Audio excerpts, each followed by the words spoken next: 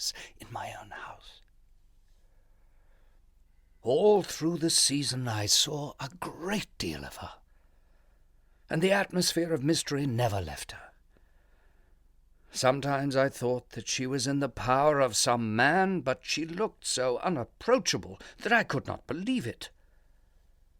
It was really very difficult for me to come to any conclusion, for she was like one of those strange crystals that one sees in museums, which are at one moment clear and at another clouded. At last I determined to ask her to be my wife. I was sick and tired of the incessant secrecy that she imposed on all my visits and on the few letters I sent her. I wrote to her at the library to ask her if she could see me the following Monday at 6. She answered yes, and I was in the seventh heaven of delight. I was infatuated with her. In spite of the mystery, I thought then. In consequence of it, I see now. No, it was the woman herself I loved. The mystery troubled me, maddened me. Why did chance put me in its track? "You discovered it, then?" I cried. "I fear so," he answered. "You can judge for yourself. When Monday came round, I went to lunch with my uncle, and about 4 o'clock found myself in the Marylebone Road. My uncle, you know, lives in Regent's Park. I wanted to get to Piccadilly and took a short cut through a lot of shabby little streets.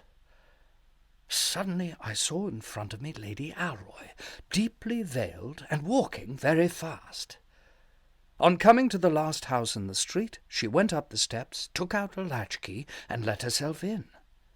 "Here is the mystery," I said to myself, and I hurried on and examined the house. It seemed a sort of place for letting lodgings. On the doorstep lay her handkerchief, which she had dropped. I picked it up and put it in my pocket. Then I began to consider what I should do. I came to the conclusion that I had no right to spy on her, and I drove down to the club. At 6 I called to see her. She was lying on a sofa in a tea-gown of silver tissue, looped up by some strange moonstones that she always wore. She was looking quite lovely. "I am so glad to see you," she said. "I have not been out all day." I stared at her in amazement, and pulling the handkerchief out of my pocket, handed it to her. "You dropped this in Cumnor Street this afternoon, Lady Alroy," I said very calmly. She looked at me in terror, but made no attempt to take the handkerchief. "What were you doing there?" I asked. "What right have you to question me?" she answered. "The right of a man who loves you," I replied. "I came here to ask you to be my wife." She hid her face in her hands and burst into floods of tears. "But you must tell me," I continued. She stood up and, looking me straight in the face, said, "Lord Murchison, there is nothing to tell you." "You went to meet someone," I cried. "This is your mystery." She grew dreadfully white and said, "I went to meet no one." "Can't you tell the truth?" I exclaimed. "I have told it," she replied. I was mad, frantic. I don't know what I said, but I said terrible things to her. Finally, I rushed out of the house.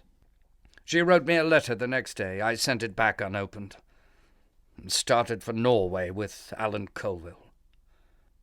After a month, I came back, and the first thing I saw in the Morning Post was the death of Lady Alroy. She had caught a chill at the opera, and had died in 5 days of congestion of the lungs. I shut myself up and saw no one. I had loved her so much. I had loved her so madly. Good God, how I had loved that woman!